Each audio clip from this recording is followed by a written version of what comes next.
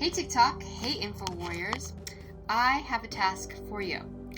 So, I was meeting with an old friend today, and I was talking to a relative today who are on the other side of the fence, so to speak. And it occurred to me, I hadn't talked to this old friend in 7 years, it occurred to me that while they're very brilliant, there's a piece missing. But I didn't want to be abrasive in my approach because she wouldn't respond. And it made me realize how abrasive I have been in the past when it comes to, because I'm very passionate about what happened in 2020 and the politics of everything and medical freedom and having my voice be heard. I'm very passionate about that, and so sometimes I come off as abrasive, so people don't hear me, right? They don't take me seriously. And when it comes to the anti-human trafficking, all the things, people don't hear me sometimes because they don't speak our language. I had this moment today that I recognized they don't get it because they have been indoctrinated by television for so long. There's this generation that sat in front of the television. They didn't have the internet. Okay? They didn't have the internet. They didn't have access to all the information that we have.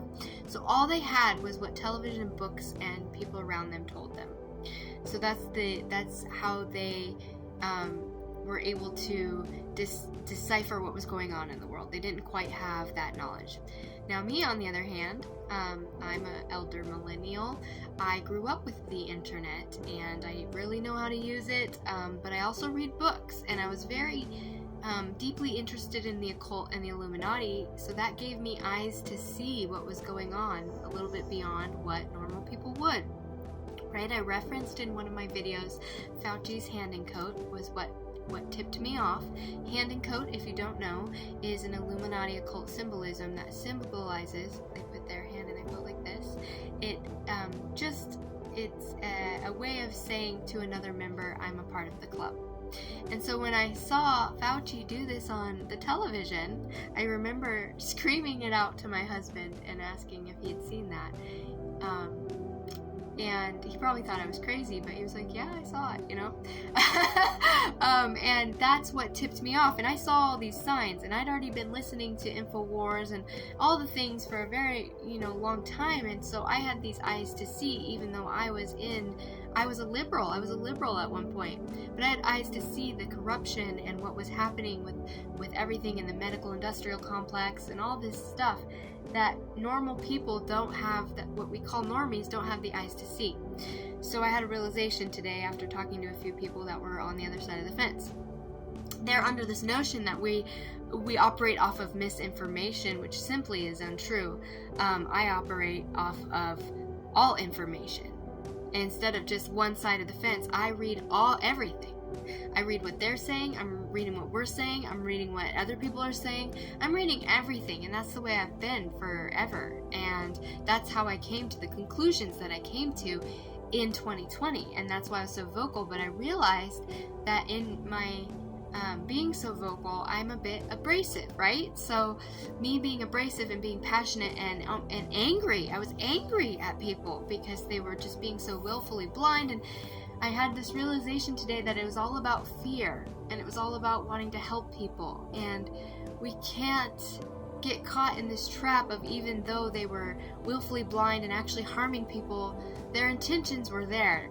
But as they say, the road to hell is paved with good intentions, right? So if the road to hell is paved with good intentions, and these people were well-intentioned, they were right in the road to hell. Well, how do we reach them? That's my question to you, as an Inf0warrior, as a patriot, as someone who is loud and proud.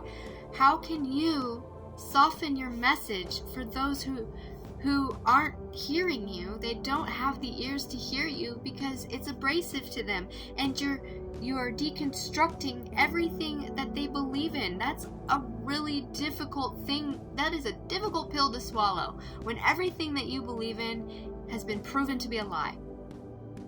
Who wants to actually engage in that unless you're like us, right? So how do we reach these people? And it occurred to me again. I got my voter pamphlet in the mail today, and I saw Trump was on the very back page. But you know who wasn't in there? You know who wasn't in there? Robert F. Kennedy. He was not in there. I found that to be really interesting. Of course, they put Biden on the front and Trump on the back, and it's this polarization, right? And they almost, in the silence, they're almost telling us who we should actually vote for. And it's an election year, so we're going to get polarized again, and this is going to be this, that, and the other thing. And I think that if we can be tactful and thread the needle with our information, not be fear-based, not be abrasive, not be shaming, not be, oh, I know more than you, or this is that, and you're wrong, and the other thing, because that's the way that we've been coming at it. That's the way I've been coming at it. But if we can, because I was a liberal once. I was a bisexual, liberal, witchcraft doing, loving, just in it. I went to Pride. I've been to all the things, right? I get it. I went to the Pussy Hat March. I get it. Like, I understand where they're coming from. You know, global warming, all that crap. I understand you want to protect the earth. But if you want to protect the earth, first we have to wake you up, right? And so how do we do that tactfully without making them feel shameful for buying into the lie? Right? Because that's what's triggering, is people don't want to admit that they've bought into the lie. It's shameful. It's shameful. So I would love it if the info warriors of the world would stitch this video with solutions. How can we be more tactful in our efforts? Because the reality is, in America, it's being infiltrated with illegal aliens and all sorts of BS that is destroying us from within. That's exactly what they want. They want us to be divided. So I'm encouraging you today to reach out to your liberal friend and just listen to them. Just listen to what they have to say. Ask them questions. Don't give them the information. Just give them nuggets of it. Stop fucking shit posting. Stop it. It's annoying. I even think it's annoying. No one is hearing you. Start talking about the things that you love.